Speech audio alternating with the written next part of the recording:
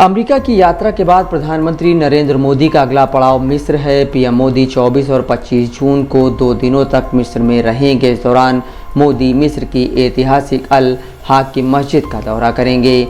विदेश सचिव विनय मोहन क्वात्रा ने पीएम मोदी के अल हाकिम मस्जिद के दौरे के बारे में जानकारी देते हुए बताया, मिस्र में प्रधानमंत्री नरेंद्र मोदी 25 जून को अल हाकिम मस्जिद का दौरा करेंगे, जिसे 11वीं शताब्दी में बनाया गया था और दाऊदी बोहरा समुदाय ने इसका जीर्णोद्धार करवाया था।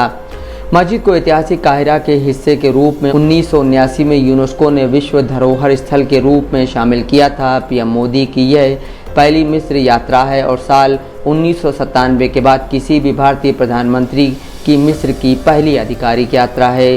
मिस्र की राजधानी काहिरा दुनिया भर में इस्लामी वास्तुकला के लिए मशहूर है। यहाँ इस्लाम से जुड़ी इमारतें और अलग अलग कालखंड की मस्जिदें मौजूद हैं। इन्हीं मस्जिदों में से एक है अल हाकिम मस्जिद। अल हाकिम मस्जिद के बारे में जानकारी देते हुए प्रोफेसर डोरिस बेहरेस अबू सैफ अपनी किताब Islamic architecture in Cairo in introduction में लिखती हैं कि जिन हालातों में अल हाकिम मस्जिद का निर्माण किया गया वह असामान्य है। मस्जिद का निर्माण फातिमीद राजवंश के 5वें खलीफा अल अजीज़ ने 10वीं शताब्दी 1990 ईस्वी के आखिर में शुरू करवाया था।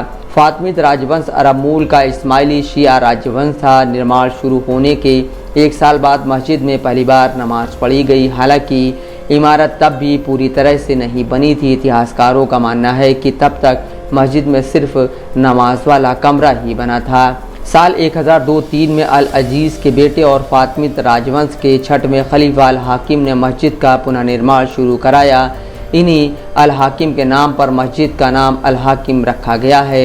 10 साल बाद साल 1013 में मस्जिद पूरी तरह से बनकर तैयार हुई। इस समय मस्जिद की लंबाई 120 मीटर और चौड़ाई 113 मीटर थी। यह आकार में मशहूर अल अज़हर मस्जिद से दोगुनी थी और इसके निर्माण की कुल लागत 45,000 दीनार थी। तब मस्जिद मूल रूप से काहिरा शहर की दीवारों के बाहर थी, लेकिन साल 1087 में मस्जिद शहर के अंदर पहुंच गई। इस काम को फातिमीद राजवंश के 8वें खलीफा अल मुस्तनसिर के वज़ीर बद्र अल जमाली ने अंजाम दिया था। बद्र अल जमाली ने काहिरा शहर की दीवारों को उत्तर दिशा में मस्जिद तक बढ़ा दिया था।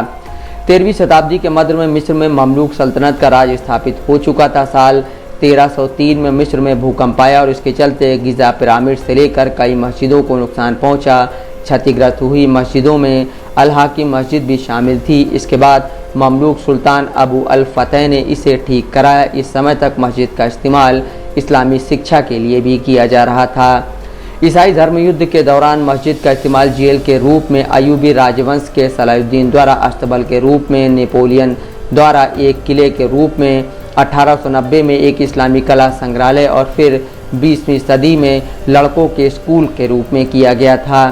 1970 के दशक के अंत में एक बार फिर मस्जिद का पुनर्निर्माण कार्य शुरू हुआ। इस निर्माण कार्य की जिम्मेदारी दाऊदी बोहरा समुदाय के 52वें धर्मगुरु मोहम्मद बुरहानुद्दीन ने ली थी। मोहम्मद बुरहानुद्दीन का संबंध भारत से था और सामाजिक क्षेत्र में योगदान के लिए भारत सरकार ने उन्हें मरणोपरांत पद्मश्री से सम्मानित किया था। अल हाकिम मस्जिद के जीर्णोद्धार में सफ़ेद संगमरमर और सोने की सजावट का प्रयोग किया गया और इसमें 27 महीनों का समय लगा था। इसके बाद 24 नवंबर 1980 को आधिकारिक तौर पर मस्जिद को खोला गया। उद्घाटन के लिए भव्य समारोह का आयोजन किया गया था। समारोह में मिस्र के तत्कालीन राष्ट्रपति अनवर सादात, धर्मगुरु मोहम्मद बुरहानुद्दीन, सरकार के उच्च अधिकारियों और अल अज़हर यूनिवर्सिटी से जुड़े धार्मिक लोग शामिल हुए थे।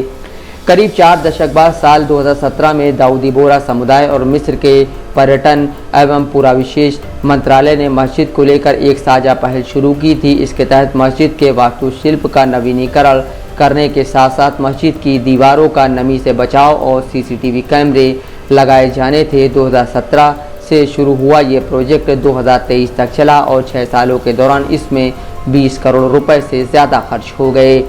फिर इसी साल फरवरी के महीने में मिस्र की चौथी सबसे पुरानी और दूसरी सबसे बड़ी अल हाकिम मस्जिद को पर्यटकों के लिए खोल दिया गया। पीएम मोदी के बारे में BBC से बात करते हुए दाऊदी बोहरा समुदाय के एक व्यक्ति कहते हैं कि बोहरा समुदाय के प्रति पीएम मोदी का लगाव तब से है जब वो गुजरात के मुख्यमंत्री थे। वो कहते हैं जब भी पीएम मोदी विदेश यात्रा पर जाते हैं और वहां उन्हें दाऊदी बोहरा समुदाय के लोग मिलते हैं तो मोदी उन लोगों से बड़ी आत्मीयता से मिलते हैं। पीएम गुजरात से हैं और गुजरात में दाऊदी बोहरा की अच्छी खासी आबादी है, इसलिए दोनों तरफ से एक दूसरे के प्रति लगाव दिखता है। ऐसा पहली बार नहीं है जब पीएम मोदी किसी विदेश दौरे के बीच मस्जिद जा रहे हैं। इससे पहले मोदी ओमान से लेकर संयुक्त अरब अमीरात के दौरों पर मस्जिद में जा चुके हैं। नफीस अहमद, दस्तक लाइव न्यूज़।